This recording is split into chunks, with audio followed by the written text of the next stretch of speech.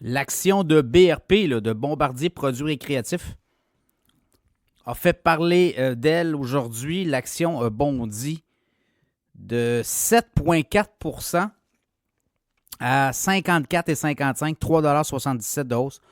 Qu'est-ce qui s'est passé? Bien, BRP a fait connaître ses résultats financiers et un peu comment on voyait la suite des choses. BRP, c'est des véhicules récréatifs, notamment, qu'on vend aux États-Unis, au Canada, hein, les skidoo, notamment les voitures, les quads, les Can-Am aussi, Sea-Doo, Skidoo, Can-Am, Sea-Doo, c'est un peu près ça. On a des usines au Canada et au Mexique, et des 4 roues, là, également. Et on a des usines au Mexique. Mais là, avec les droits de douane de 25 % qui pendent au-dessus de l'industrie de tous les produits canadiens qui rentreraient aux États-Unis et mexicains, ben, ça pourrait avoir un impact important, là.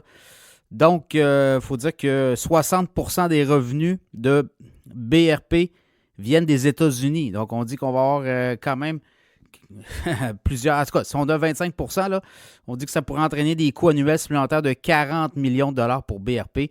Donc, on est aux aguets. Mais quand même, si vous regardez les résultats financiers, c'est pas si pire dans la mesure où on s'attendait à pire que ça. Et on dit qu'au cours des prochains mois, ben, on va voir, on va passer au travers, on va avancer au fur et à mesure. Donc, si on regarde au dernier trimestre, 2,1 milliards, c'est 19,7 % de moins. Mais quand même, on a une perte de 44,5 millions versus un bénéfice net de 302,8 millions. On s'attendait à pire que ça. Donc, si vous regardez le bénéfice ajusté dilué par action, c'est 98 cents par action. L'an passé, c'était 2,78 là, pour le quatrième trimestre. Évidemment, terminé au 31 janvier, mais on s'attendait quand même à 88 cents sur des revenus de 2 milliards. Donc, on n'a pas, les analystes, là, dans le fond, on a fait 98 cents sur le bénéfice ajusté dilué. Et on a fait 2,1 milliards. On s'attendait à 2 milliards. Donc, les analystes ont accueilli, les investisseurs ont accueilli favorablement. Donc, on fait mieux qu'attendu. Est-ce que ça va être le cas dans les prochains mois? Ils m'ont dit que c'est pas facile non plus. Il y a du côté des clients, vous le voyez, le dollar loisir prend le bord. On a eu des hausses de taux d'intérêt. Là, oui, ça a baissé un peu, mais quand même, les gens renouvellent leur hypothèque à des coûts plus élevés que ce qu'il y avait comme hypothèque il y a peut-être 4-5 ans. Donc, ça donne un coût. Là-dessus, sur potentiel également, avec tous les tarifs, le consommateur est compressé, là. Donc, on dit qu'on pourrait avoir encore... en tout cas, on espère avoir quelques trimestres où on pourrait voir plus de... le brouillard se dissiper. On a eu des mises à pied également. 120 cadres et professionnels ont été mis à pied.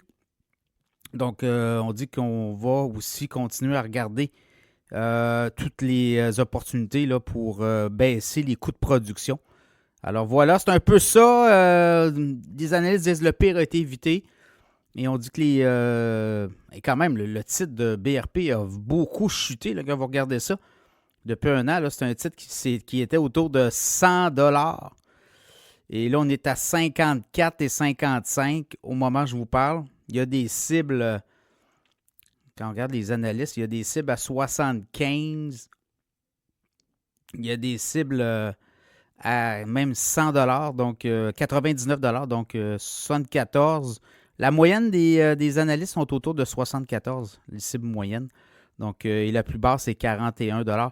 Et on a un dividende, là, 21,5 cents. D'ailleurs, on augmente le dividende, 21,5 cents par trimestre. Donc, voilà. BRP qui, meilleur résultat que prévu, qu'anticipé. Mais pour les prochains mois, là, les prochains trimestres pourraient donner le ton pour le reste de l'année, mais aussi sur la progression du titre.